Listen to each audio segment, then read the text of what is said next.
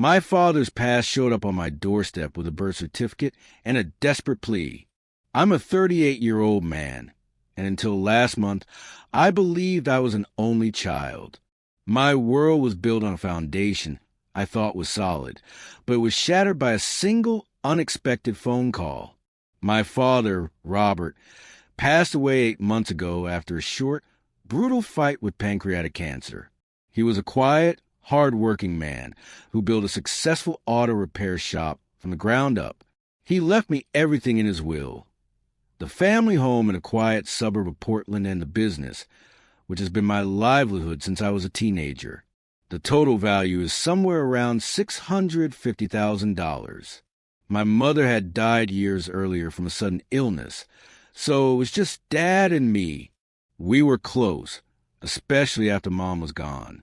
We worked side by side in the shop most days. The call came on a random Tuesday evening.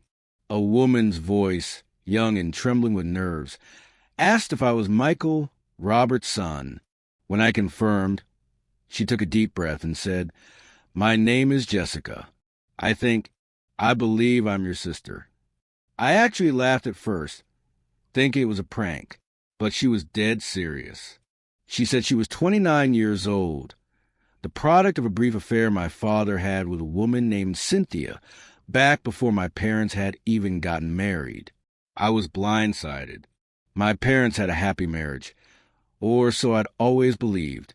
The idea of my father, a man I respected more than anyone, having a secret relationship and a child from it was incomprehensible.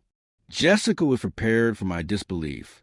She emailed me scanned documents, a birth certificate with my father's name listed under father, old photos of him with a woman I didn't recognize, and letters he had written to her mother in the early months of the pregnancy. The handwriting was unmistakably his. In one letter, he expressed his regret and his inability to be a proper father due to his existing commitments, but he promised financial support. When we spoke again, her story unfolded.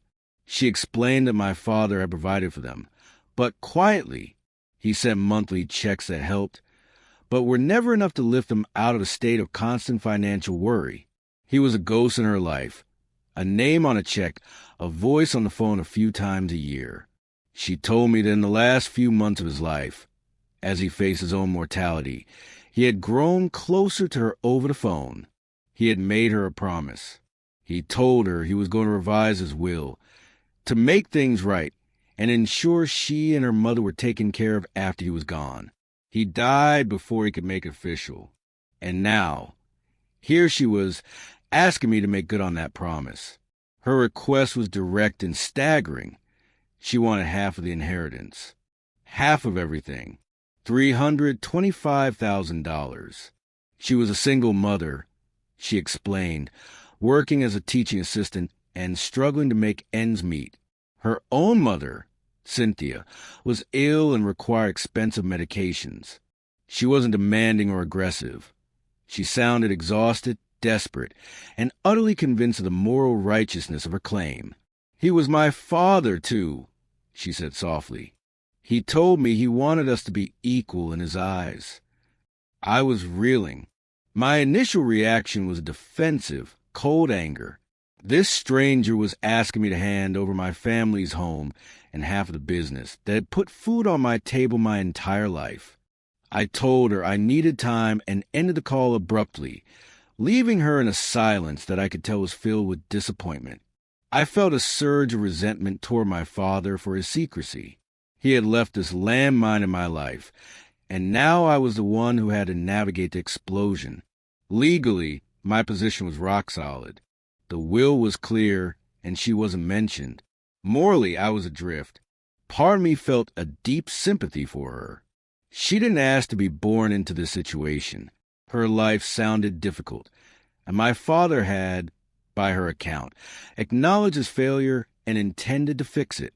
But the other part of me was furious. The assets weren't just money. They were my home, filled with memories of my mother and my business, my passion and my career. To get her half would mean selling the house or taking on a massive debt. I didn't know who to talk to. My closest friends would only see the legal side. Bringing this up with any extended family would mean exposing my father's secret, tarnishing the memory everyone had of him. I felt completely alone with this burden. Jessica sent a follow-up email, reiterating her situation without being pushy. She included pictures of her young son and her ailing mother. It was a clear, silent plea. I knew I couldn't ignore this. I had to find out the truth. After a week of sleepless nights, I decided I couldn't make a decision based on emotion and scanned documents alone. The comments on my initial post were a mix of "you owe her nothing" and "do the right thing," but the most consistent and sensible advice was to verify everything. I needed certainty. I emailed Jessica and took her up on the offer she'd initially made, a DNA test. I found a reputable clinic, and we arranged to meet there to provide samples. It was a strange, surreal meeting in a sterile waiting room. She was smaller than I'd imagined, with nervous eyes that darted around. We shook hands, a formal, awkward gesture. She had our father's chin. I noticed with a jolt. We didn't speak much, just the necessary formalities with the clinic staff. The whole encounter lasted less than 10 minutes, but the tension was palpable. While waiting for the results, which we expedited, I dove into my father's financial records. As the executor, I had full access to his old bank statements. I'd never had a reason to scrutinize transactions from 10 or 20 years ago. I started with the year Jessica was born and worked my way forward. And there it was, a pattern as clear as day. For nearly 3 decades, a monthly automated transfer went out to an account under the name Cynthia Miller. The amount varied, sometimes $300, sometimes $500, but it was as regular as clockwork. The last payment was dated about 9 months before he died, right around the time his health began its serious decline. Seeing that line item, that silent, secret commitment spanning most of my life, made everything feel terrifyingly real. The DNA results arrived via a secure email portal 2 days later. The probability of a half-sibling relationship was 99.98%. There was no more room for doubt. Jessica was my sister. I stared at the screen for a long time, the clinical language of the report making the emotional truth unavoidable. I called her. She answered on the first ring, as if she'd been waiting by the phone. "The results are in," I said, my voice tighter than I intended. "I know. I saw them too," she replied quietly. There was a pause. "So it's true," I said. "It's true," she whispered. "Do you believe me now?" "I do," I said, and for the first time, I truly meant it.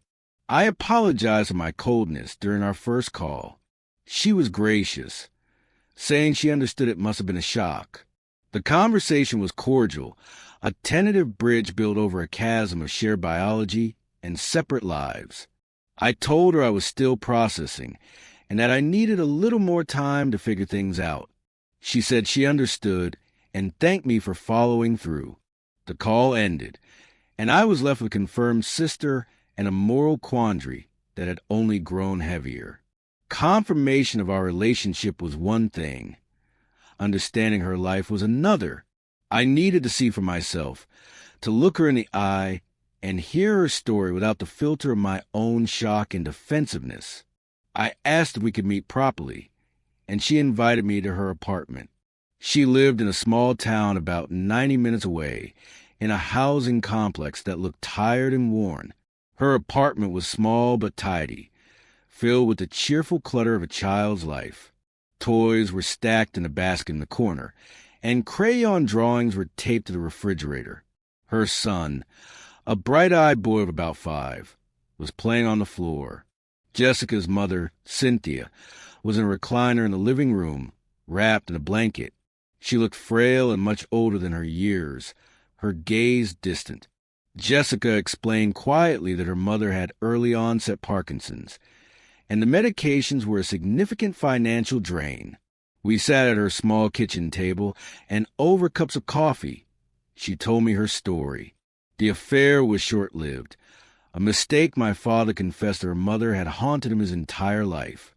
Cynthia had chosen to keep the baby, and my father, while unable to be a public father, had insisted on providing financial support. It was their secret arrangement. Jessica knew who her father was from a young age, but he was a photograph, a signature on a birthday card, a voice on the phone every few months. She showed me a small, worn box where she kept every card he'd ever sent.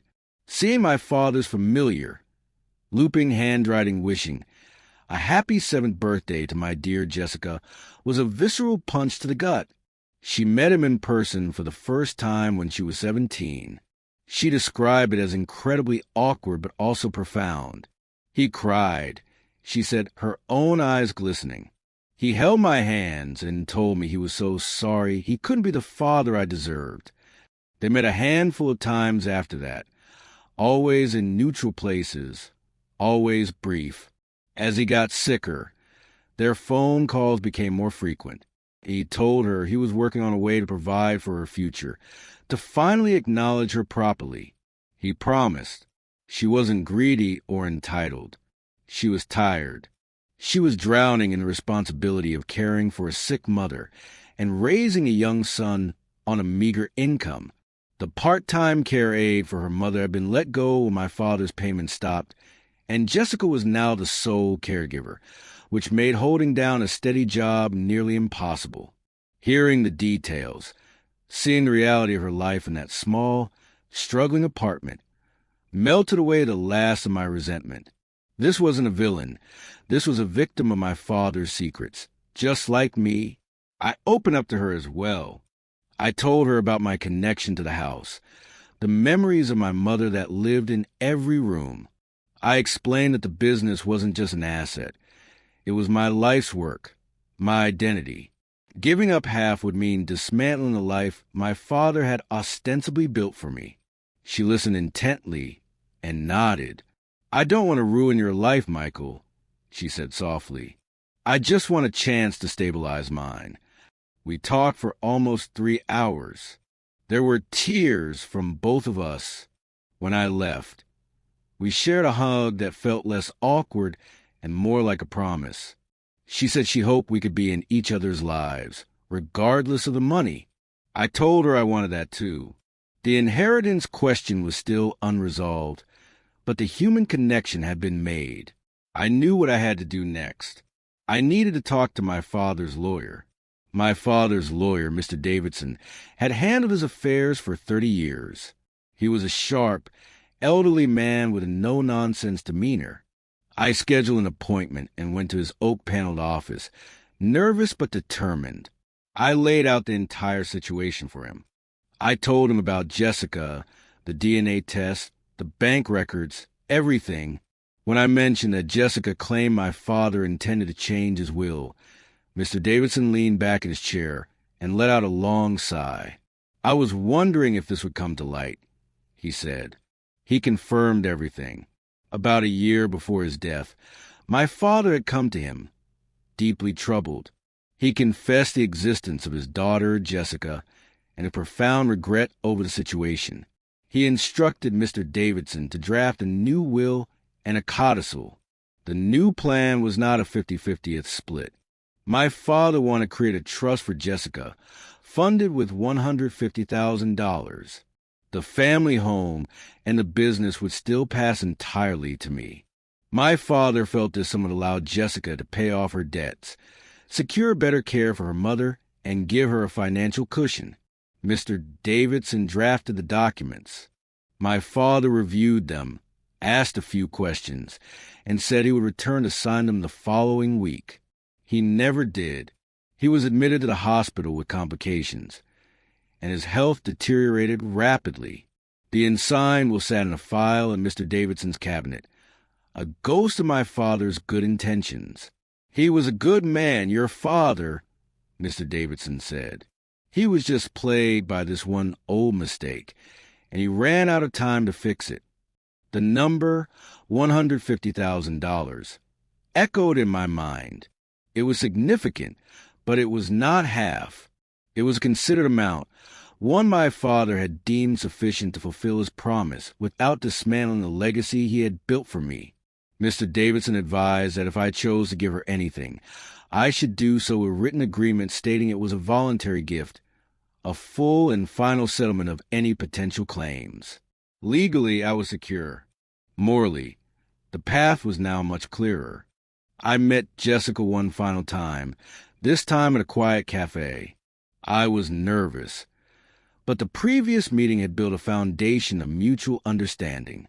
I told her everything I had learned from Mr. Davidson. I described the unsigned will and the specific amount my father had set aside for her. I saw the hope in her eyes were with caution. Then I told her my decision.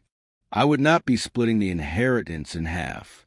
However, I would be writing her a check for $150,000. I explained that this was the exact sum our father had intended for her. It was his wish, and I wanted to honor it. For a moment, she was completely still. Then her composure broke. She put her face in her hands and wept, not loudly, but with profound, shaking relief.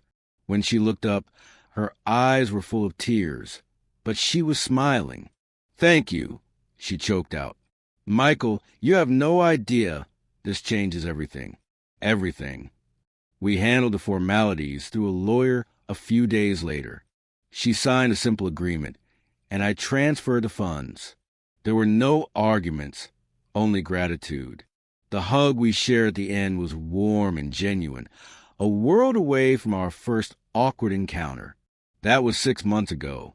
Jessica and I are in touch now, not constantly, but regularly. She used the money to move her mother into a better care facility, pay off all her debts, and put a down payment on a small, modest house for her and her son. She's studying part-time to become a licensed practical nurse, a dream she had put aside. We had dinner a few times. My nephew calls me Uncle Mike. It's still a little strange, this new, unexpected branch of my family tree, but it's not a source of pain anymore. It's a resolution. My father's secret is no longer a shadow over my life, but a bridge to a sister I never knew I had. We both found a way to heal the wound our father left behind.